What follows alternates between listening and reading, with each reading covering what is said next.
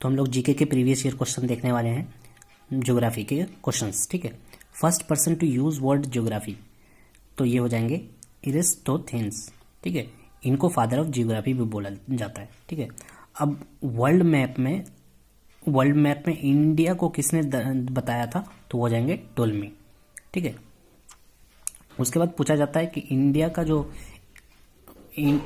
जो वेस्ट से ईस्ट की तरफ है उसका किलोमीटर कितना होता है, तो वो 29-33 होता है। ठीक है, और अगर नॉर्थ से साउथ की बात करें तो 3214 किलोमीटर होता है।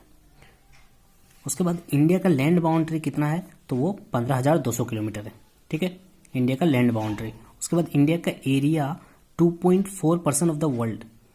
ठीक है, और पॉपुलेशन कितना है, 16% ऑफ द वर्ल्ड, यानी कि वर्ल्ड का 2.4% एरिया के हिसाब से और 16% किसके, पॉपुलेशन के हिसाब से। उसके बाद एरिया की बात करें तो इंडिया का पोजीशन कौन से रैंक पे आता है, तो 7th रैंक पे।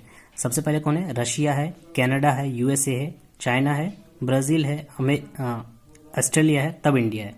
ठीक है, फिर से बता रहा हूँ मैं, रशिया, कनाडा, यूएसए, चाइना। ठीक है, चाइना 4th नंबर पे, उसके बाद ब्राज़ील, उसके बाद ऑस्ट्रेलिया, उसके बाद इंडिया। अब कंटिनेंट की बात करें तो एशिया, उसके बाद अफ्रीका, उसके बाद साउथ अमेरिका, उसके बाद नॉर्थ अमेरिका, तब अंटार्कटिका, उसके बाद यूरोप, तब ऑस्ट्रेलिया। ठीक है, ये सीक्वेंस भी याद रखिएगा। तो इसी के लिए लिखे हम शॉर्ट में अशनिया।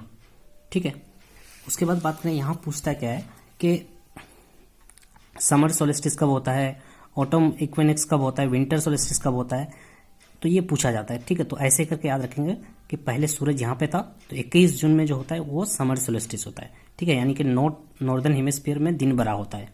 ठीक है, उसके बाद 21 जून के बाद क्या होता है, सन जब इक्वेटर में आता है तो उसको बोलते हैं ऑटम इक्विनोक्स, 23 सितंबर को होता है। ठीक है, इक्विनोक्स माने बराबर में आ गया, तो कब आता है, 23 सितंबर में आता है, उसी को ऑटम इक्विनोक्स बोलते हैं। उसके बाद फिर क्या हुआ, 22 दिसंबर में विंटर सोलिस्टिस बोलते हैं। ठीक है, अब सूरज कहाँ है, सदर्न हेमिस्फीयर में। ठीक है, यहाँ पे दिन बड़ा होगा। उसके बाद फिर क्या होता है, फिर रिटर्न जब जाता है तो 21 मार्च को स्प्रिंग इक्विनोक्स होता है। इक्वेटर पे कब पहुंचता है, 21 मार्च पे। ठीक है, तो ये याद रखना है कैसे, 21 जून, 23 सितंबर, 22 दिसंबर, उसके बाद 21 मार्च। तो ये हो जाएगा समर सोलिस्टिस, ये हो जाएगा 23 सितंबर को हो जाएगा ऑटम इक्विनोक्स। उसके बाद विंटर सोलिस्टिस कब होता है, 22 दिसंबर को, और स्प्रिंग इक्विनोक्स 21 मार्च को होता है। ठीक है, ये कुछ याद रखना है। उसके बाद सोलर इक्लिप्स में क्या होता है कि मून जो होता है सन और अर्थ के बीच में आ जाता है। सोलर इक्लिप्स में मून बीच में आ जाता है, और लूनर इक्लिप्स में क्या होता है, सन और मून के बीच में कौन आ जाता है, अर्थ आ जाता है। ठीक है, एक बार मून को अर्थ के बीच में रखना है तो सोलर इक्लिप्स, और मून कहाँ चला जाएगा, अर्थ के नीचे पीछे।